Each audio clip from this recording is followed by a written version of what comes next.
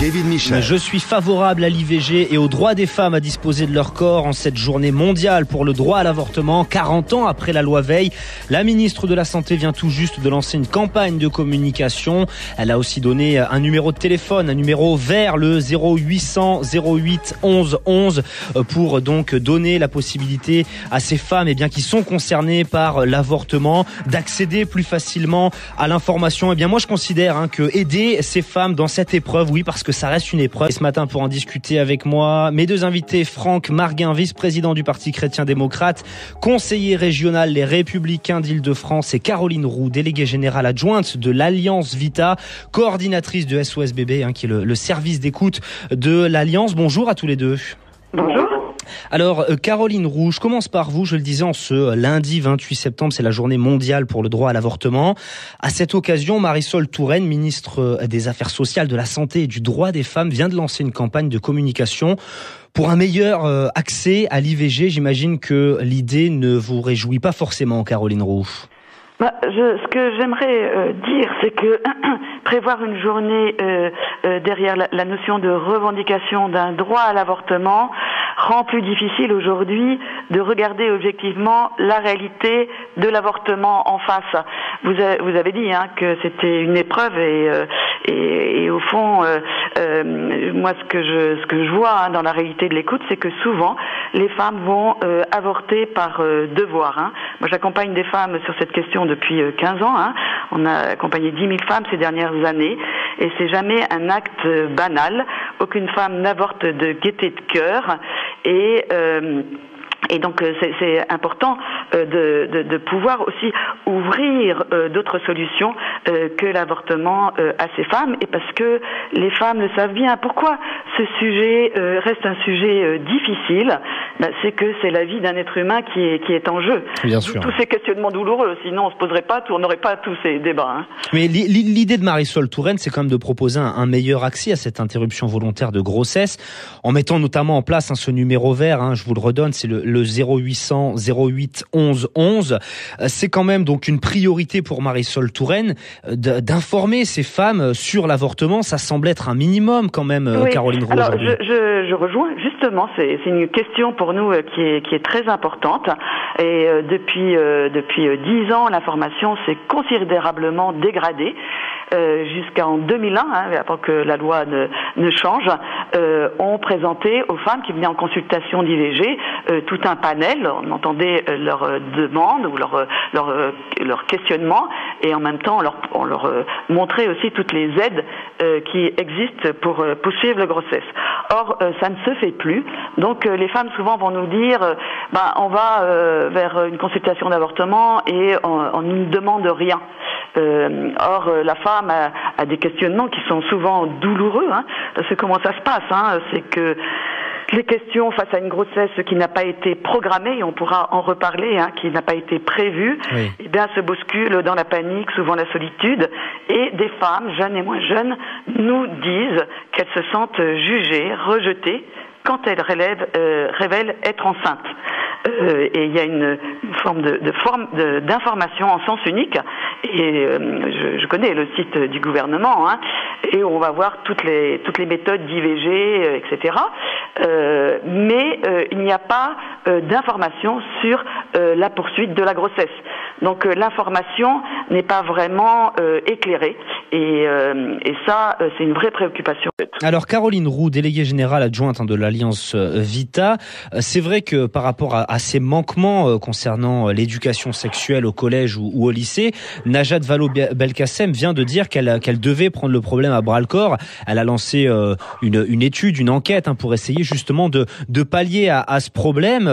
Le problème qui semble être résolu quasiment, Caroline Roux, si on va dans ce sens, si effectivement les collégiens, les lycéens peuvent accéder plus facilement à ces cours d'éducation sexuelle. Alors, dans la réalité, en fait, il y a déjà des cours d'éducation sexuelle. Il y en a quasiment pas. Qui sont sur assez hygiéniques, je dirais. On mélange tout, Caroline Roux. Contraception, etc. On mélange tout. On parle de drogue, d'alcool. C'est un mélange. 72% des femmes qui avortent disent utiliser une méthode de contraception quand elles ont découvert qu'elles étaient enceintes.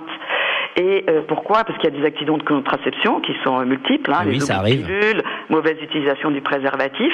Vous voyez, ça représente un grand, ou encore des grossesses qui se poursuivent sous stérilet.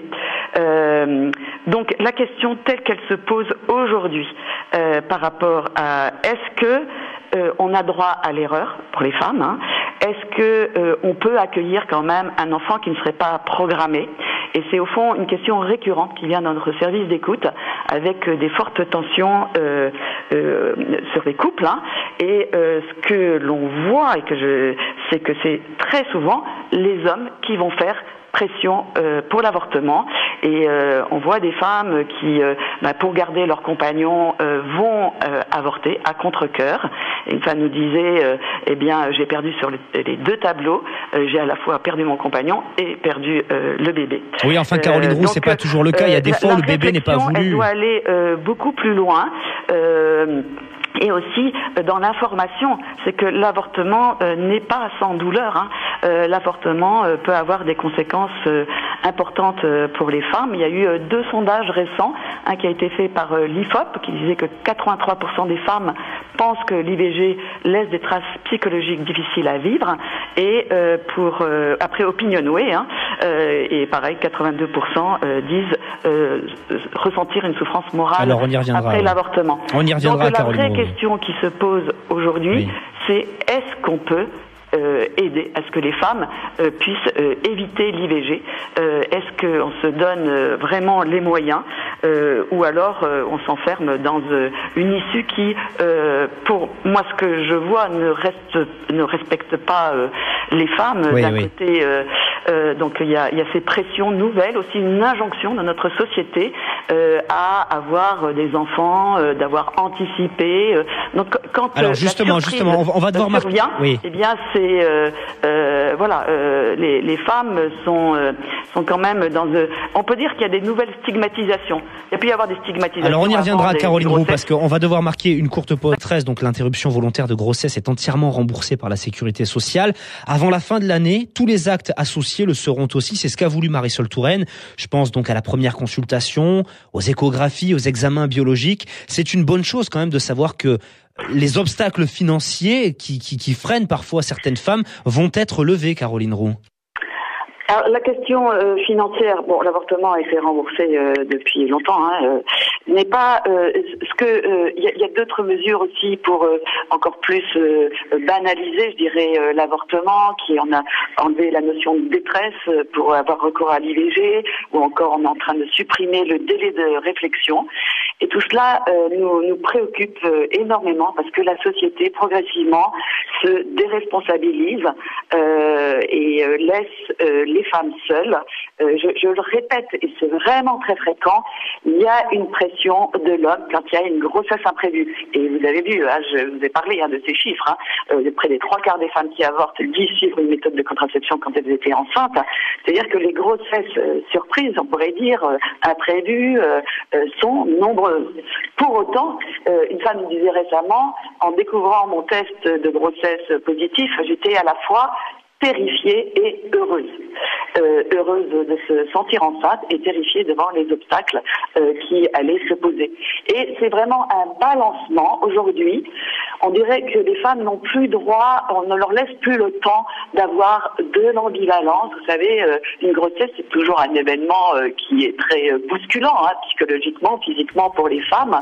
Et le désir peut évoluer, et puis tout ça va être complexifié, hein, avec l'engagement ou pas avec l'homme. Donc il y a beaucoup de choses qui se présentent, qui demandent du temps pour les réévaluer, parce que derrière, qu'est-ce qu'il y a? C'est une vie humaine. Et je me rappelle d'une femme qui nous disait, elle avait son compagnon, hein, elle l'avait poussé à avorter, et puis finalement, elle avait poursuivi sa grossesse. Et au 5e mois, le compagnon est revenu en lui demandant pardon d'avoir de l'avoir agi de la sorte. Oui. Voilà, d'avoir été avorté. Et finalement, cette femme nous a écrit, c'était par internet l'échange, quand son enfant est né, et elle dit mais quelle joie que l'accueil de cet enfant. Je pouvais même pas penser que ça pouvait autant être bouleversant. Donc derrière, il y a ce mystère de la vie, et souvent c'est les femmes après l'avortement qui s'en rendent compte. Et moi je dirais, on ne prévient pas aussi assez les femmes des conséquences. Alors je suis très frappée ces dernières années de voir des femmes qui s'adressent à nous en se posant la question de l'IVG et qui disent j'ai peur d'en souffrir. Pourquoi? Parce que elles ont vu des femmes, leur mère, leurs copines souffrir après un avortement, et donc il y a une sonnette d'alarme. Est-ce que on veut le bien des femmes? Oui, mais c'est pour ça. On peut éviter. Est-ce qu'on peut leur éviter le recours à l'avortement? C'est pour ça, Caroline Roux. Et je pense que le gouvernement devrait se poser ces questions, et au lieu d'avancer et à re-regarder ce qui se passe dans la réponse. Caroline Roux, rapidement, parce qu'il nous reste très peu de temps, les avortements clandestins, parlons-en, parce que mine de rien, quand les femmes n'ont pas accès aux soins, qu'elles s'y prennent au dernier moment, qu'elles n'ont pas les informations, eh bien ces avortements clandestins se font assez régulièrement. Sur 800 femmes qui meurent chaque jour dans le monde suite à des complications évitables, on compte environ 15% de décès liés à des avortements pratiqués en dehors du cadre médical, Caroline Roux.